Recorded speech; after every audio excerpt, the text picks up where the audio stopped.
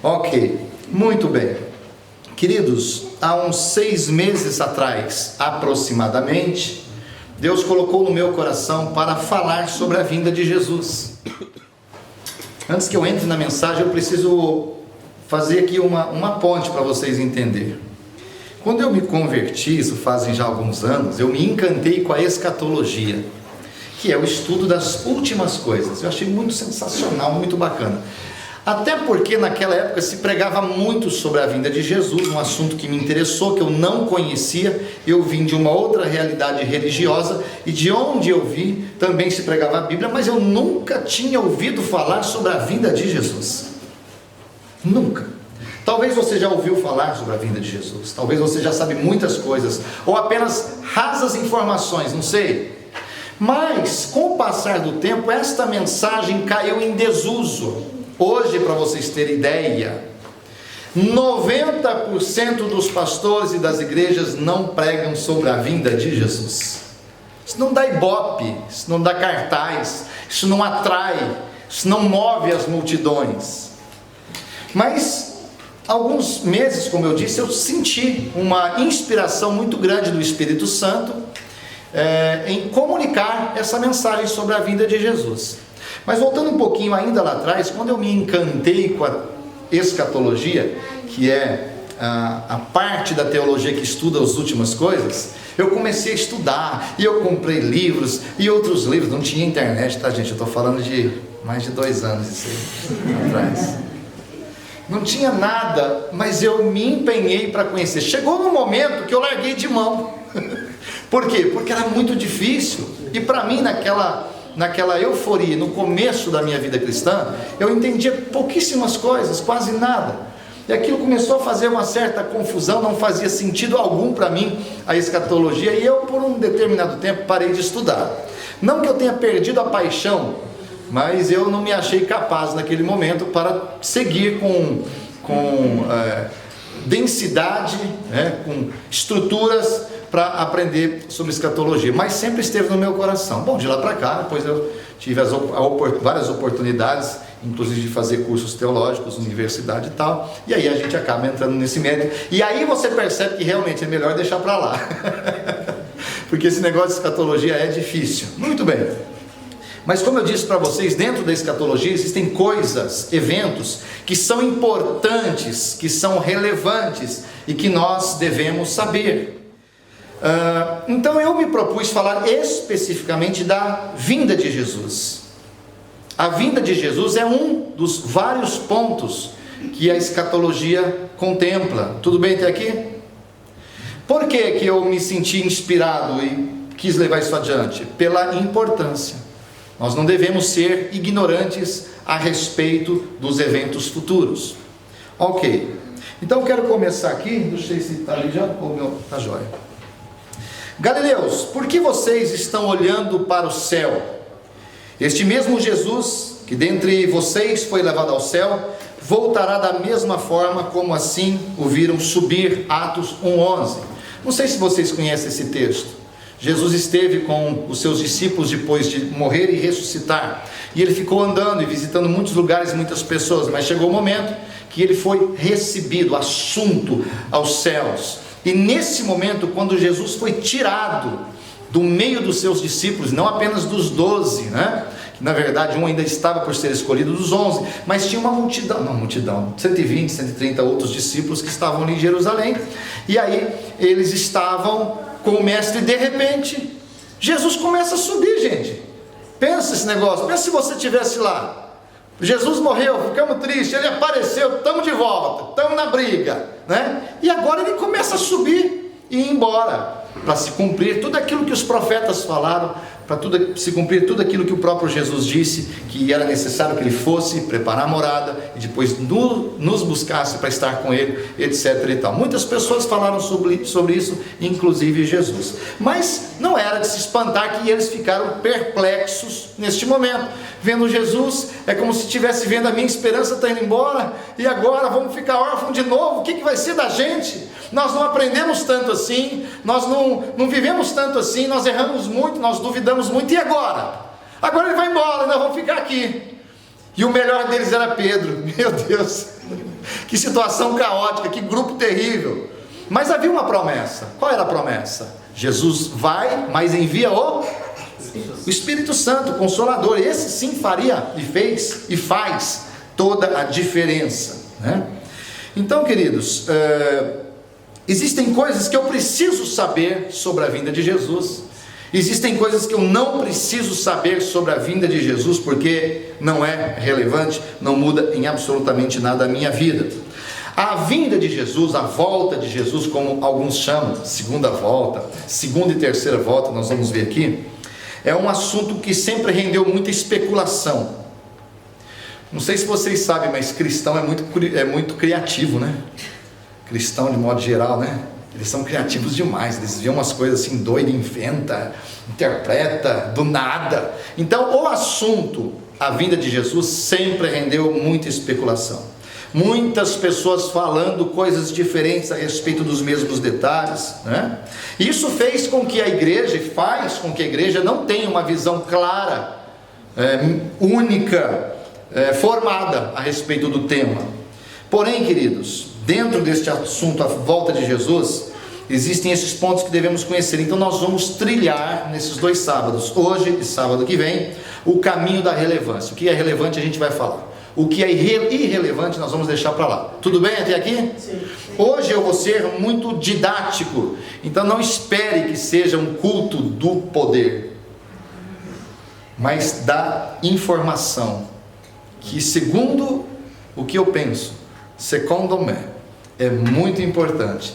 A informação que gera consciência, que gera razão, que passa pelo crivo da nossa inteligência e, acima de tudo, no Espírito Santo na nossa vida, ok? Então a gente não precisa de exageros, nós não precisamos de fábulas, não precisamos de contos, não precisamos de nada muito místico, precisamos da verdade. Vocês concordam comigo, gente? Amém. Então vamos que vamos.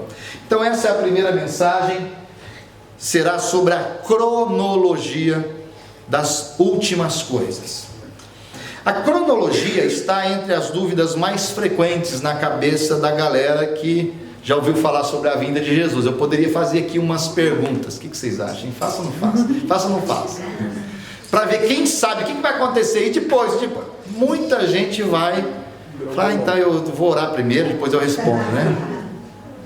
Porque muita gente que já leu a Bíblia, que já assistiu um vídeo no YouTube, que já viu em igreja, olha, não tem ainda uma ordem, uma visão sobre a ordem de como as coisas finais vão acontecer. Qual será a sequência? Então é importante nós conhecermos essa cronologia. Agora, a primeira coisa que nós devemos entender é que o conhecimento da cronologia, tudo bem cronologia, irmãos? A ordem cronológica, ok? E nós precisamos saber que o conhecimento dessa cronologia não se trata apenas de resolver algumas curiosidades, mas deve, antes de tudo, gerar em nós esperança e responsabilidade. Se nós pudéssemos definir o motivo pelo qual Jesus e os profetas falaram da sua volta, é esperança. Para não deixar que as pessoas perdessem a esperança do futuro. Vocês estão me entendendo? Não é para criar confusão, não é para criar discussões, mas simplesmente para dar esperança para aqueles que decidiram crer em Jesus. Vocês também precisam entender o seguinte, que eu escolhi 3 pontos dentro da cronologia que diz respeito a nós. Por que diz respeito a nós? Porque esses 3 pontos estão no nosso presente para o futuro. Porém, esses 3 pontos estão no meio de uma história, numa linha de um tempo. Coisas já aconteceram antes, e depois desse terceiro ponto, dentro da cronologia, coisas vão acontecer. Mas nós não temos tempo para discutir tantos detalhes. Então eu escolhi 3 pontos em sequência cronológica para realmente fazer a diferença na nossa vida, ok? Dr. Russell Shedd, não sei se vocês já o conhecem, ele tem uma Bíblia assinada, né? A Bíblia Shedd, que é o seu sobrenome. Eu tive o privilégio de conhecê-lo uma vez em um evento em São Paulo, um homem que, olha, parece que ele comeu a Bíblia, e além de comer a Bíblia, ele comeu em todas as versões. Uma mente brilhante, né? E ele disse o seguinte: escatologia não tem o objetivo de responder às minhas curiosidades, e sim o de despertar a minha responsabilidade diante da missão.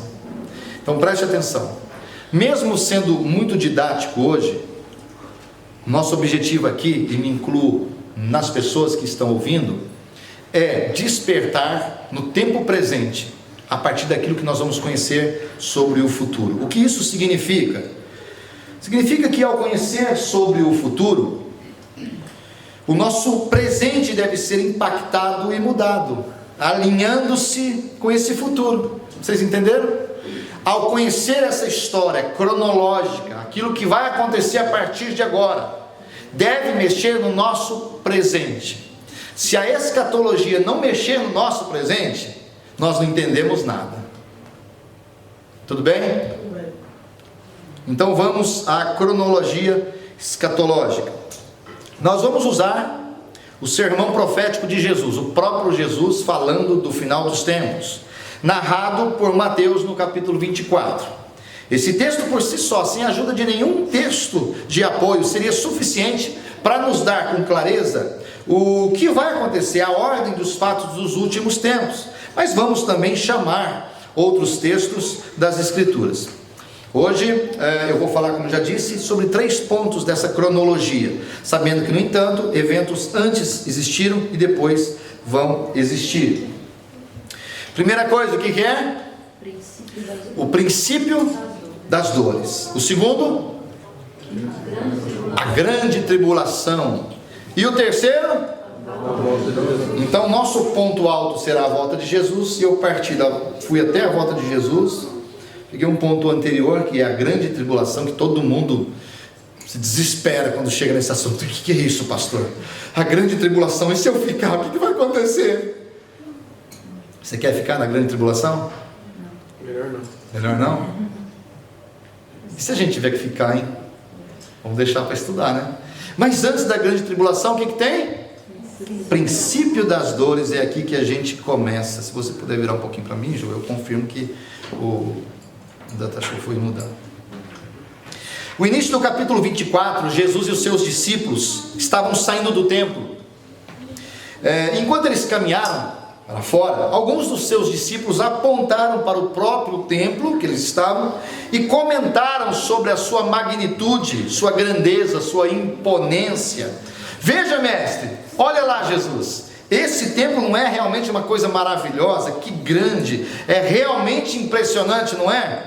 E a resposta de Jesus foi como um balde de água fria. É realmente grande, mas olha só, eu digo uma coisa para vocês: não vai ficar pedra sobre pedra, pois todas elas serão derrubadas. Imagina você agora, saindo do culto com Jesus. Vamos supor que eu sou Jesus, e a gente sai do culto aqui, a gente está indo, e vocês olham para mim e falam: nossa, que igreja grande, bonita, olha a porta, olha só. É verdade, mas isso aqui vai acabar tudo. O que vocês iam pensar? O que vocês acham que veio à mente dos discípulos? Começaram a conversar: mas o que Jesus está falando, gente? Olha esse templo, quem vai destruir isso? Não tem como, é muito grande, é muito forte. Olha essas pedras. Bom, bastou os discípulos estarem a sós com Jesus, que a pergunta foi inevitável: eu faria, você faria, todos nós faríamos. Mas aí, Jesus, seguinte, estava falando sobre a destruição, vai acabar, o mundo vai acabar. Fala aí para nós, dá um sinal, o que vai acontecer para a gente poder se preparar. Qual será o sinal da sua vinda no final dos tempos? No versículo 3, eles perguntam sobre 2 coisas, o que me faz pensar que Jesus já havia ensinado eles antes. Qual será o sinal da sua vinda e do fim dos tempos? Fim dos tempos não é final do mundo, da humanidade, nada disso. É o final do ciclo. Lembra que eu disse para vocês: coisas aconteceram, coisas vão acontecer. Então, lá do começo até no final se fecha o ciclo, que é o ciclo da salvação, da redenção do homem. Onde vai parar isso? Então eles perguntaram: me dá um sinal, Jesus, nós estamos aqui só nós mesmos, não tem ninguém ouvindo a gente, nós somos os teus discípulos, a gente confia no Senhor. Será que você podia dar um toque aí? O que vai acontecer para a gente ficar ligado, para saber que o Senhor está voltando e que o fim está chegando? A resposta de Jesus é encontrada então a partir do versículo 4 ao 14, ali de Mateus 24. Preste atenção. Antes de ler, porém, o capítulo 24 de Mateus, que é o sermão profético de Jesus, eu quero ler 2 Tessalonicenses 2:3.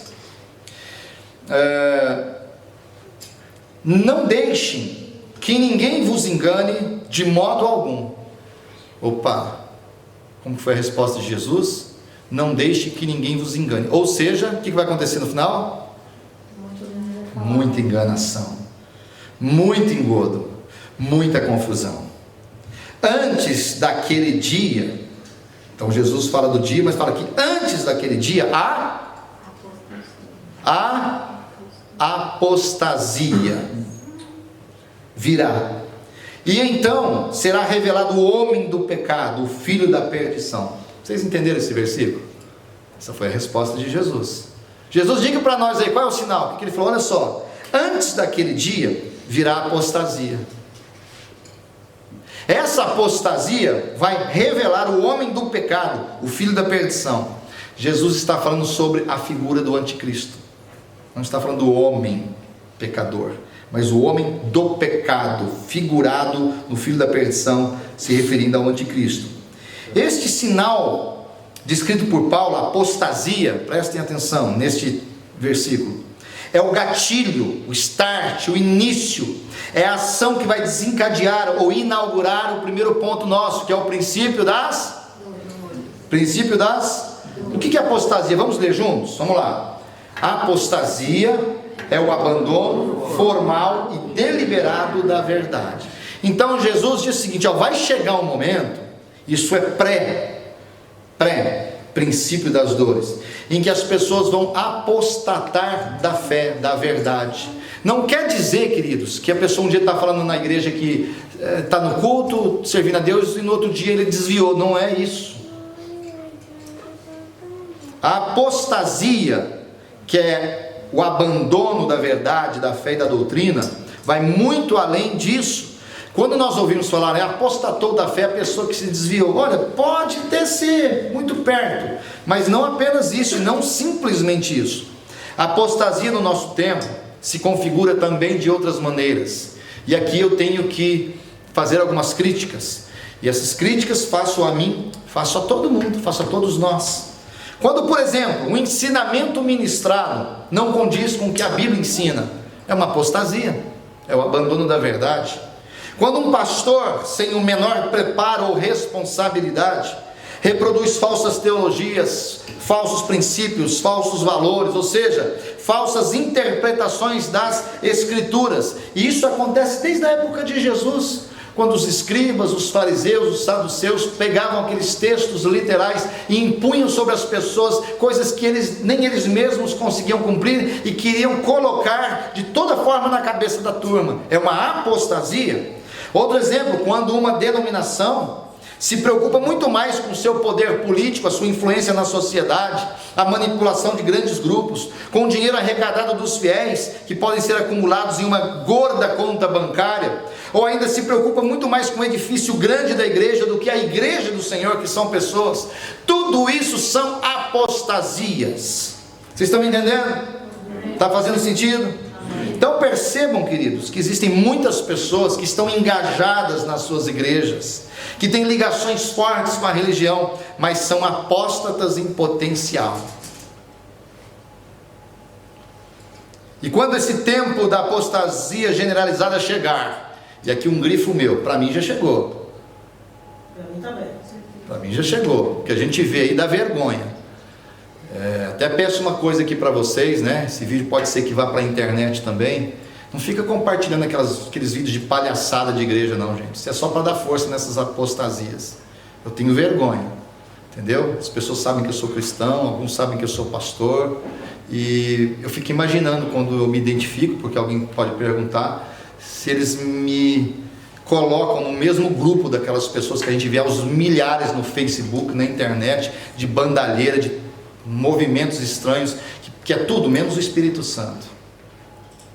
Pastor, mas você está criticando? A Bíblia deixa eu criticar tranquilo. Eu posso até criticar Deus, que Deus não vai deixar ficar em depressão. Deus não tem mimimi. Entendeu? Não é um problema. A gente tem que agir com inteligência, com sabedoria e principalmente com conhecimento das Escrituras, para ver que se realmente o que está acontecendo tem propósito, tem motivo, tem porquê, edifica, salva, está alinhado com o propósito de Jesus com seu plano de salvação, acrescenta, constrói. Não, então é apostasia. Então, quando esse tempo chegar, e para mim já chegou, é o primeiro sinal de que o tempo está entrando na etapa final. Eu tenho um pouco mais de 30 anos de igreja, 24 de ministério. Eu já vi e já fiz umas coisas esquisitas. Já, tá rindo, né? Que a gente se converte, a gente vai meio no embalo, vê uns negócios, fala, é isso aí mesmo, e você recebe o poder de Deus na sua vida, e você acha que tudo então é poder, e eu já fiz umas coisas aí. A minha sorte, irmãos, a minha sorte é que nesse tempo não tinha Facebook. Agora, nós podemos errar? Podemos. Pior que errar é estar cego para enxergar que errou e que precisa de mudar. Pior que errar é permanecer no erro. Pior que ser burro é continuar burro, gente. Então assim, eu me consolo um pouco em saber que eu estou progredindo, não sei você. Então vamos lá, quais são os sinais dos princípios das dores? Vamos ler Mateus 24, do versículo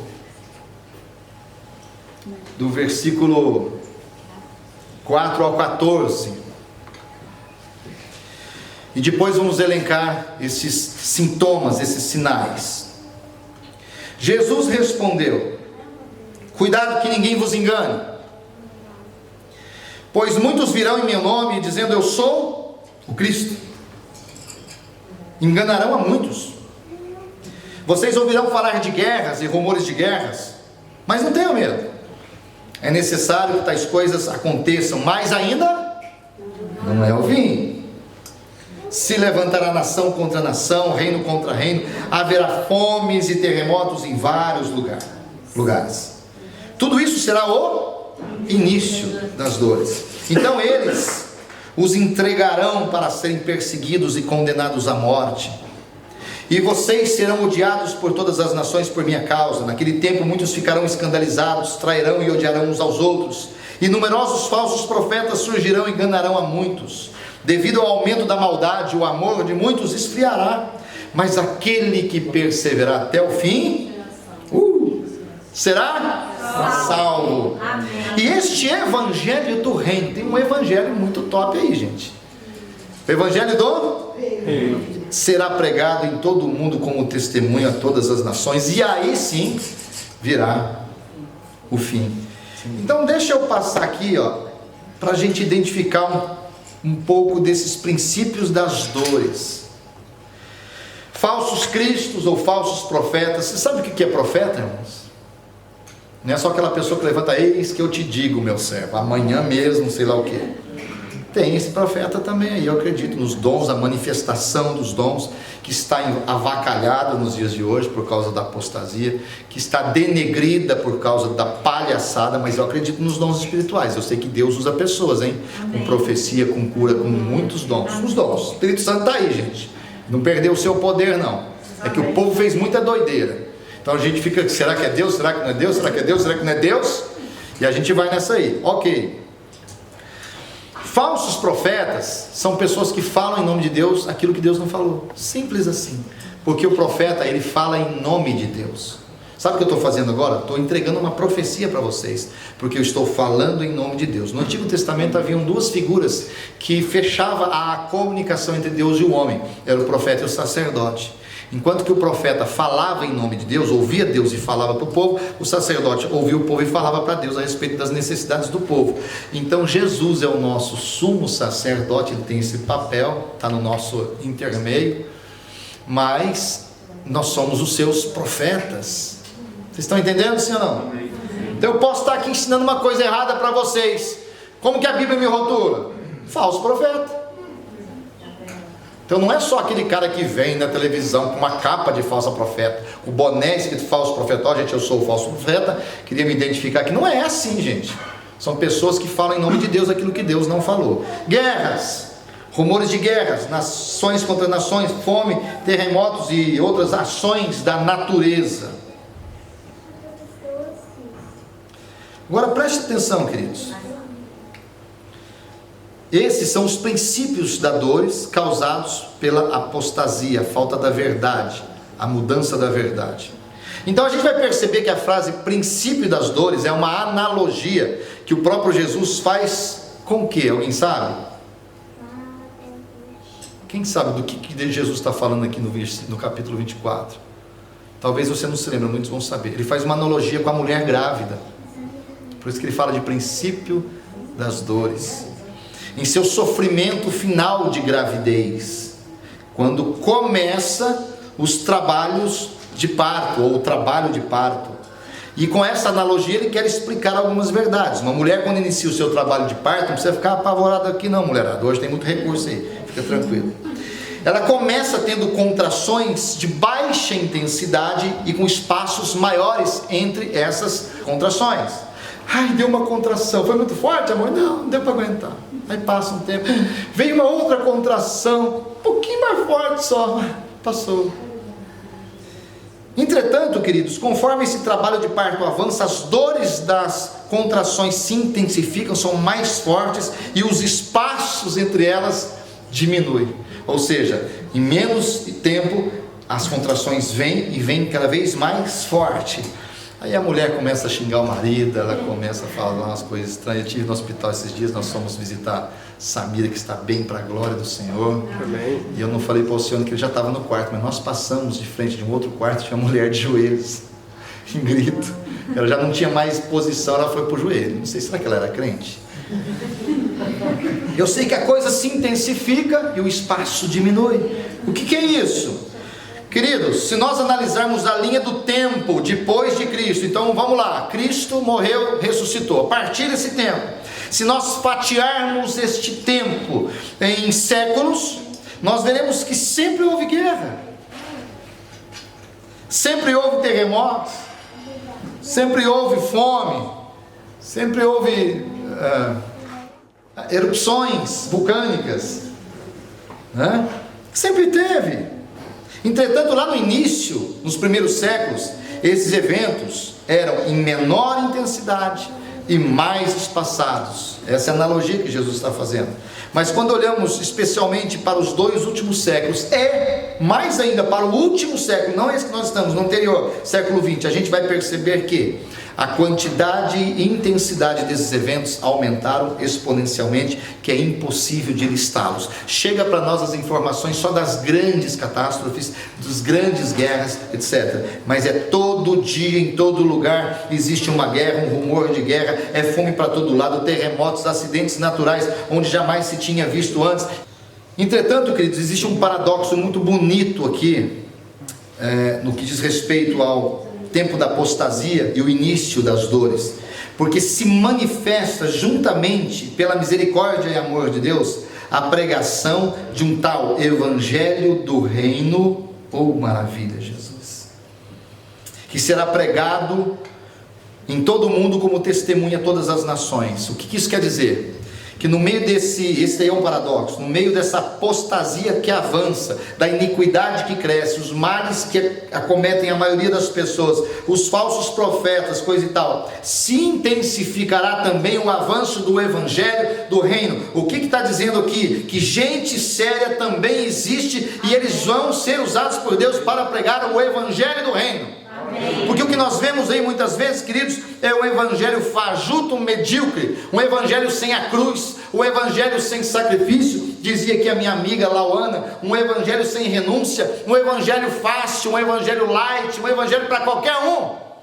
Mas neste mesmo tempo surgirão homens, mulheres de Deus sérios, comprometidos com a verdade, que vão pregar o evangelho do reino. Por isso, de um lado, cresce a imoralidade, cresce os perigos, avança a iniquidade de forma geral, mas também avança o evangelho do reino. Avançam as igrejas que pregam por dinheiro, as igrejas que se interessam muito mais na sua estrutura, mas terá também muitos e muitos pastores, líderes, e principalmente dessa nova geração que está se levantando, gente comprometida com Deus, comprometida com a verdade e responsável com essa verdade. Amém. Que não vai falar bobeira, que não vai reproduzir tolices, mas que vai sim ter uma experiência com Deus e se dedicar ao estudo da palavra do Senhor para poder pregar o evangelho do reino. Amém. Esse evangelho sem responsabilidades, que faz desencadear esse princípio das dores, mas trata-se aqui de um evangelho puro que traz arrependimento, constrangimento, mudança de vida para chegar à nossa salvação. Isso é evangelho, irmãos. Evangelho tem dificuldade, evangelho tem complicações, evangelho tem conflitos entre nós, é a nossa vida, é a vida como ela é no evangelho. Mas o verdadeiro evangelho tem que constranger, tem que nos colocar de cara no espelho, e o pecado que nós cometemos tem que fazer mal para nós. Ele não pode ser uma coisa normal, ele não pode ser uma coisa natural, não podemos deixar de ser constrangidos pelo pecado, e o evangelho tem esse poder. Mas lá na frente, esse evangelho visa o que? A salvação. Então esse é o primeiro ponto, o princípio das dores. Eu vou ler uma outra parte, que é o princípio das dores, entrando num outro ciclo. Agora nós mudamos, nós avançamos dentro da cronologia. Para mim, princípio das dores nós já estamos vivendo. Isso é para mim, irmãos. Deixa eu dizer uma coisa aqui, abro um parêntese. Estava falando para a Lauana e para a pastora André no carro aqui. Uma das coisas que me frustrou ao estudar escatologia é que todas as pessoas que marcaram datas, que fizeram contas, erraram. Todas. Mas agora olha para a Bíblia. Jesus falou para eles: gente, não compete vocês saber datas, dias, não precisa. Vocês têm que saber o seguinte: as coisas futuras devem alinhar o seu presente, viver em santidade e prontidão. Aconteceu, você está preparado, não tem que saber dia, porque nem os anjos não sabem, nem o filho, somente o pai. Então vocês querem saber de coisas que não competem a vocês.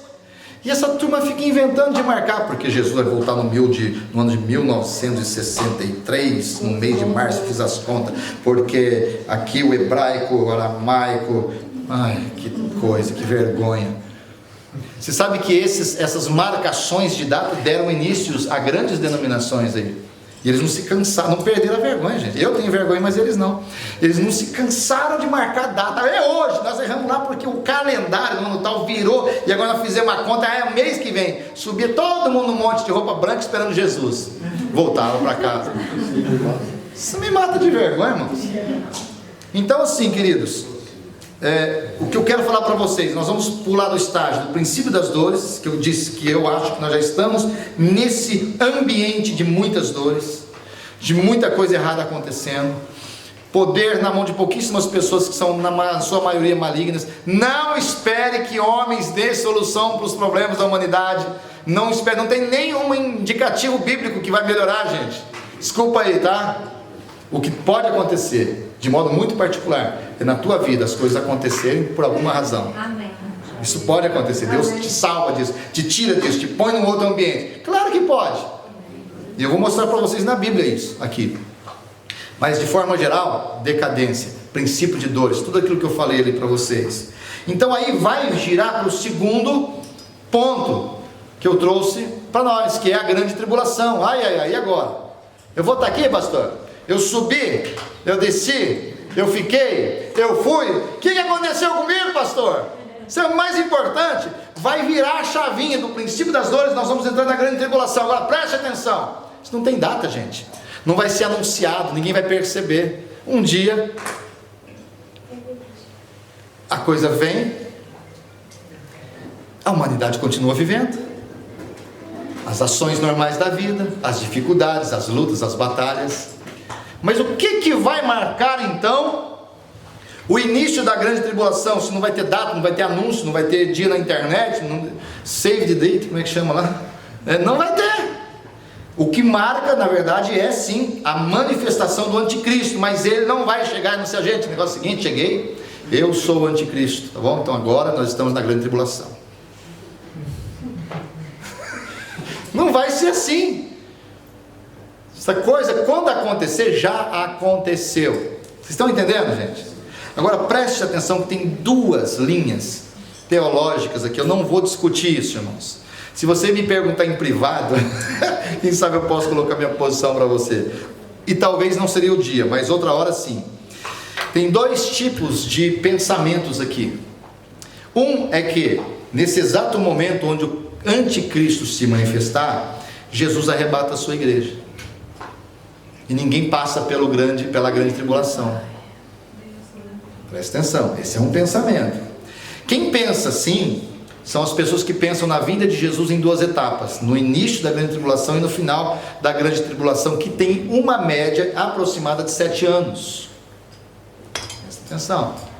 Tem uma outra corrente de igrejas, de denominações, de teologias diferentes, que pensam que Jesus vem uma vez só, e não é agora no início da grande tribulação, é exatamente na metade, nos 3 anos e meio de grande tribulação, que Jesus vem para remir os seus, que é onde haverá a ressuscitação dos mortos em Jesus, o encontro com aqueles que estiverem vivos, etc e tal. Vocês me acompanharam, sim ou não? Sim ou não? Tem esses dois tipos de pensamentos. Aqueles que pensam, não, eu não vou passar nem um dia na grande tribulação. Na hora que Jesus vê que o anticristo nasceu não, né? Vai estar grande já, se manifestou, ele me tira, ele me arrebata. Outros acreditam que não.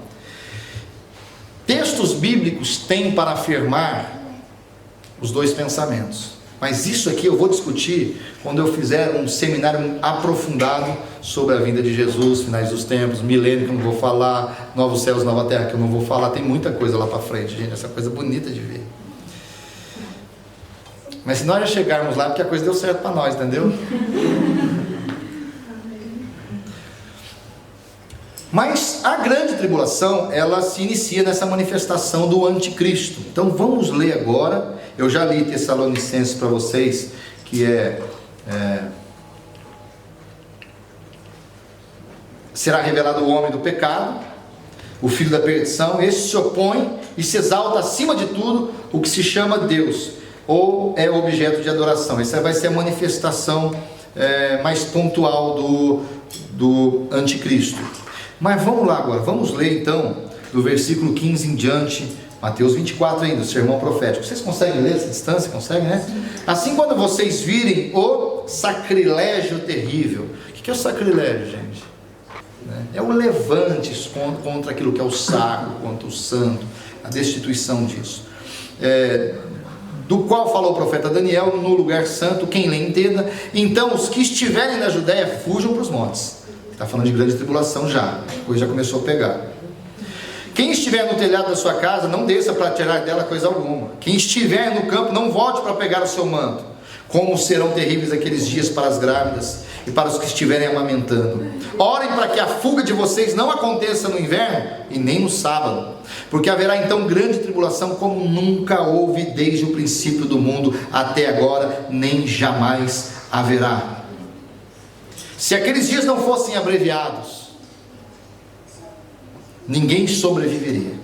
Mas por causa dos eleitos, aqueles dias serão abreviados. Está entendendo que algumas pessoas, o porquê que as pessoas pensam e defendem a tese de que nós vamos entrar na grande tribulação? Sim. Se então alguém lhes disser, vejam, aqui está o Cristo. Olha a apostasia que está acontecendo hoje. Eu arrepio, gente, com esse negócio. Presta atenção que vocês vão entender. Aquele que dizer assim, vem aqui, está o Cristo, ou ele está ali, ou está lá, não acredite, pois aparecerão falsos cristos e falsos profetas que realizarão grandes sinais e maravilhas para, se possível, enganar até os eleitos. Vejam que eu os avisei antecipadamente. Assim, se alguém lhe disser, ele está lá no deserto, não saia, não vá atrás dele. Ele está ali dentro de casa, não vai, não acredita, porque assim como o relâmpago sai do oriente e se mostra no ocidente, assim será a vinda do Filho do Homem. Em que ambiente? Nesse ambiente hostil e intenso de apostasia, de doideira. Vocês estão me entendendo, gente? Aqui está o Cristo, aqui está ali, vamos lá, não sai de casa, não acredito, porque assim como o relâmpago sai do oriente, assim será a vinda do Filho do Homem. Onde houver um cadáver, ali se ajuntarão abutres. Aqui nós estamos falando, queridos, não mais do início da grande tribulação, mas num determinado tempo que ela já aconteceu, segundo os estudiosos, 3 anos e meio, e ela é marcada por 2 pontos. E aí, Cristina, que fica um pouco difícil de defender a ideia de que Jesus vem, arrebata a turma e depois volta com a turma de novo para reinar. O que acontece? Por que fica difícil de defender essa tese? Aqui está a resposta. Porque haverá apenas 2 sinais na grande tribulação: perseguição e ira de Deus sobre a terra. Então vamos lá, olha só, perseguição. O que é perseguição, gente?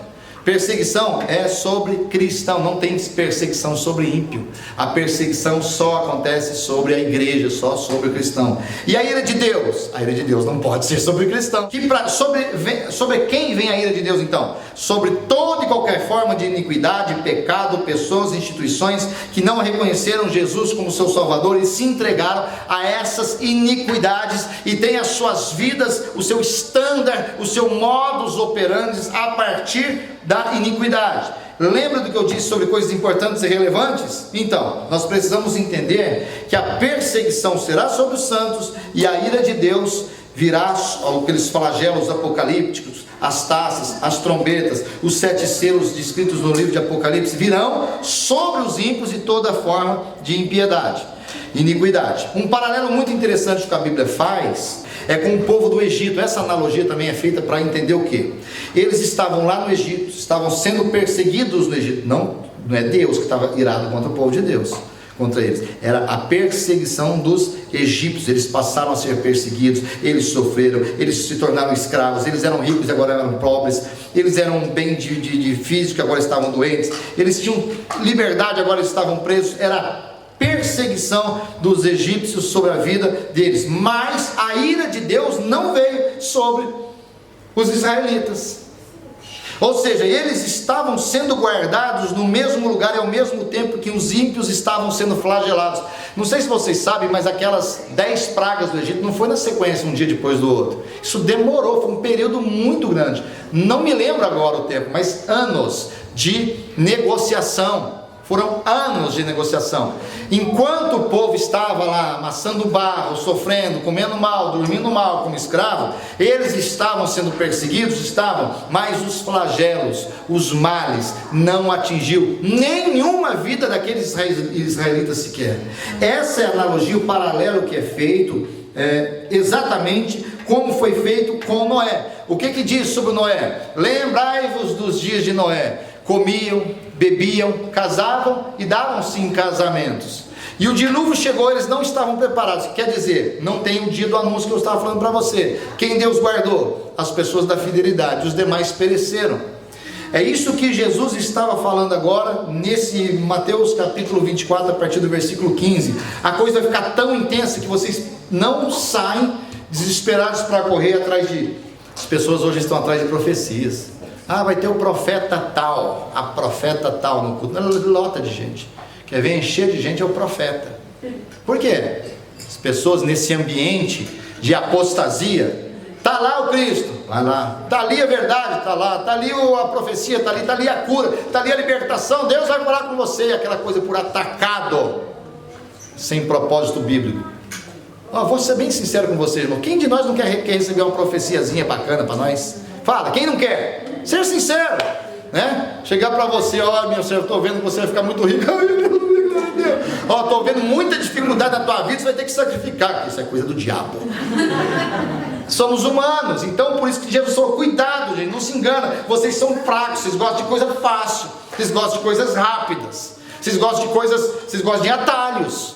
Entendeu? No reino de Deus não tem atalho, tem princípios, tem verdades, tem caminho. O caminho é estreito, a porta é estreita, mas vai conduzir à eternidade. E ele faz esse paralelo com Noé, dizendo, olha, ninguém vai ser avisado. Na verdade estava lá, aconteceu, eles estavam na vida deles. Ninguém fez conta. Mas Noé, sua família, foi guardada do mesmo dilúvio que atingiu aquelas pessoas e as mataram. Vocês estão entendendo até aqui? Apocalipse 3:10 diz que porque você guardou a minha palavra, você não precisa correr de um lado para o outro, você não precisa sair desesperado igual bobo, um peixe atrás da isca, em igreja, procurando igreja que fala mais, tem mais profecia, que tem mais mistério. Você não precisa disso. Sabe o que você precisa? Guardar a verdade. É só isso que você precisa. Porque você guardou a minha palavra, e eu guardarei você do tempo da ira. Eu guardarei você do tempo da ira. O que significa? Essa palavra guardar aqui é a mesma palavra usada lá, que fala sobre não é guardado. Tem um sentido de você estar envolvido, mas não atingido. A mesma palavra que foi usada lá para Noé, Deus está usando agora aqui no Apocalipse, no livro da Revelação. Você guardou a minha palavra e eu vou guardar você do tempo da ira. Por quê? Você vai ser perseguido, igreja vai ser perseguida, vão te odiar, você vai ficar sem espaço. Agora olha para mim, Onde está o nosso espaço como cristão, gente? Não tem espaço mais. Não tem rodinha para a gente mais. Não tem escola para a gente mais. Não tem show para a gente. Não tem nada. Porque tudo onde você vai é iniquidade, é pecado, é fornicação, é maldade, é homicídio, é latrocínio. Nós não estamos ficando sem espaço, gente. Agora, nesse ambiente hostil, Deus vai nos guardar da ira, não da perseguição. Somos perseguidos pela verdade que é em nós, somos perseguidos pelos princípios que acreditamos e defendemos, mas não nos atinge a ira de Deus. Olha o que diz em 1 Tessalonicenses 5:9, diz que Deus não nos destinou para que isso ficasse muito claro, nos princípios das dores, na tribulação, que as duas coisas que vêm na grande tribulação, perseguição e ira de Deus. Perseguição sim, ira de Deus não. Então nós falamos do princípio das dores, nós estamos falando aqui da grande tribulação, e nós vamos para o terceiro ponto por causa do nosso tema e último, a volta de Jesus. Então assim, o que eu quero dizer para vocês, diante desses dois pensamentos que eu fiz questão de trazer aqui para vocês, que depois nós vamos discutir no outro seminário. Se Jesus te toma, te arrebata logo no início, ou se você passa um período de perseguição, de dificuldade, o mundo está todo virado, e depois ele te pega, o que nós temos que estar atento? O que é importante para nós? O que é realmente relevante na nossa vida? É saber se é no começo ou no meio, ou tem alguma coisa que é mais importante do que isso? Que a verdade de Cristo seja o nosso centro. E que nós estejamos prontos, preparados. Estou preparado. Vai começar a grande tribulação amanhã. Beleza. Estou indo com Jesus. Vai começar a grande tribulação, mas Jesus vai deixar vocês um tempo aí que a coisa vai ficar ruim, vocês vão ser perseguidos. Mas depois ele vem e vai pegar vocês. Beleza. O importante para nós como igreja, o relevante, aquilo que muda a nossa história, é estar pronto. É o que eu disse para vocês, conhecer a cronologia sobre as coisas dos últimos tempos, se não impactar o nosso presente, se não mudar o nosso presente, se não nos alinharmos com as verdades de Deus para viver uma vida santa, então nós não entendemos nada. O que é uma vida santa, gente? Santidade é outra confusão na cabeça das pessoas. É um grupo chamado para fora. Santidade, separados.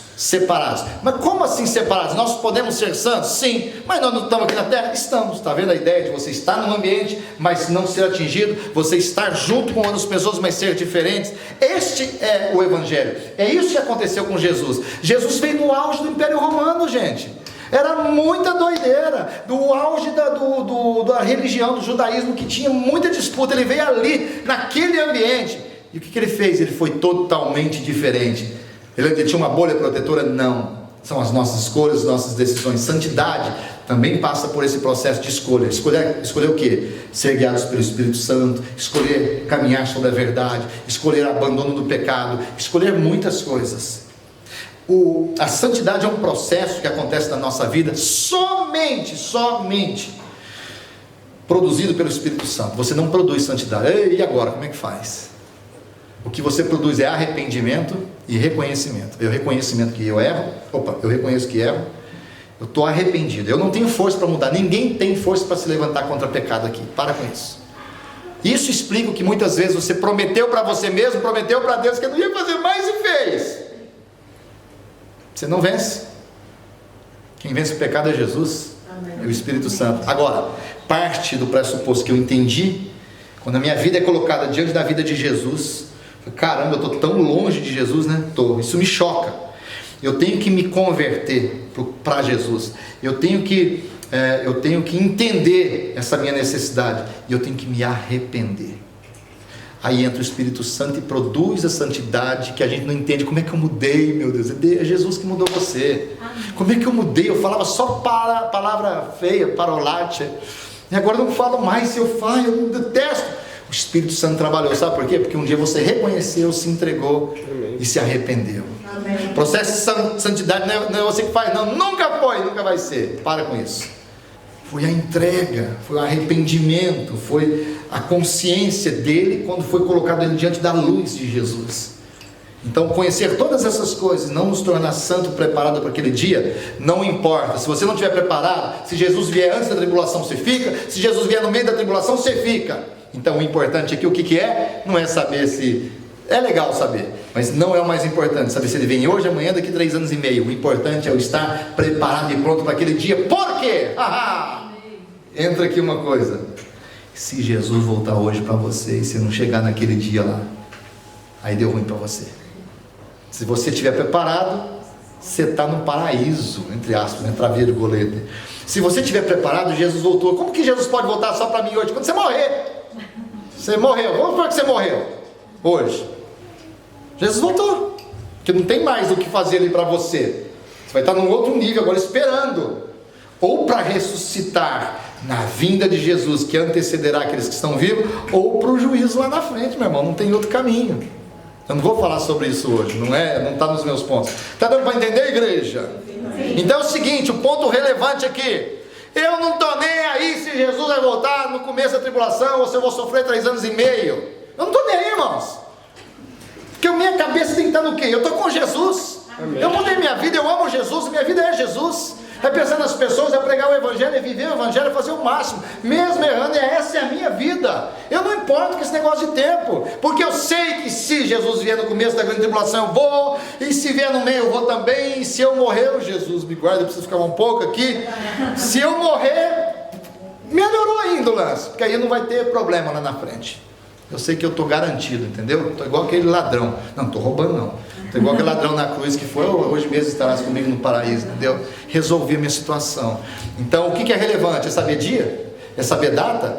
Qual teologia que está certa? Olha, as duas podem estar certas. Quem sabe aí com 1 ano, 7 meses, sei lá. Não importa, irmãos. Queridos, para que eu vou trazer uma mensagem de complicação na nossa cabeça e terror? Se prepara para hoje. Então é assim, viva a sua fé como se estivesse voltando hoje, mas trabalhe, faça os teus deveres, as tuas responsabilidades como se fosse voltar lá daqui a 200 anos e você vai ter que morrer com ele, entendeu? Então assim, se você morrer antes, acabar para você, empacotar, você está com Jesus. Amém. Mas se isso não acontecer e vier esse tempo de arrebatamento, de redenção, estamos juntos, irmãos. Amém. Isso é o que vale. Então, no final, para a gente entender esse lance de volta de Jesus, porque uma coisa é certa, viu, queridos? Isso aqui não tem discussão, não. Jesus vai voltar. Isso não tem discussão. Pode discutir data, mas todo mundo é 100% fechado. Jesus vai voltar. Ele falou que vai voltar. Os profetas falaram que ele vai voltar. Os apóstolos falaram que ele vai voltar. A promessa é: ele vai voltar e pronto. Então vamos nos preparar. Imediatamente após a tribulação daqueles dias. Então você veja que quando fala do dia do Senhor aqui, tem aqueles que defendem que agora sim vai acontecer, ou que os salvos já estão com ele. Preste atenção: o sol escurecerá, a lua não dará sua luz, estrelas cairão no céu, os poderes celestes serão abalados. Então aparecerá no céu o sinal do Filho do Homem, e todas as nações da terra se lamentarão e verão o Filho do Homem vindo nas nuvens com poder e grande glória. E ele enviará os seus anjos com grande som de trombeta, e estes reunirão os seus eleitos dos 4 ventos, quer dizer, das 4 partes da terra, de uma outra extremidade dos céus. O que Jesus falou, foi Jesus falando aqui, preste atenção, o que Jesus falou aqui tem a mesma linguagem que Paulo fala em Tessalonicenses 4,13. Diante desse texto, o texto vem no final da grande tribulação, ou seja, após um período de 3 anos e 6 meses, Jesus vem para encontrar com o seu povo nos ares. Existem 2 crenças que eu acabei de falar para vocês aqui. Irmãos, não queremos que vocês sejam ignorantes a respeito dos que já dormem. Aqui já é o texto que eu queria. Para que não se entristeçam como os que não têm esperança. O que eu falei lá atrás? Qual é o motivo de Jesus revelar o futuro? Gerar esperança.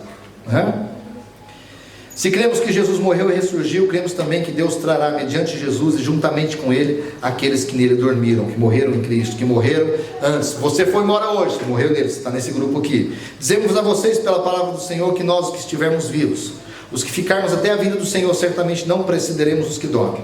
Pois dada a ordem, com a voz de arcanjo e ressoar da trombeta de Deus, o próprio Senhor descerá do céu e os mortos de Cristo ressuscitarão primeiro. Depois disso, os que estiverem vivos serão arrebatados. Queridos, outra coisa aqui, se você decodificar o tempo dos flagelos, das taças e das trombetas, elas não vão acontecer antes dos 3 primeiros anos e meio.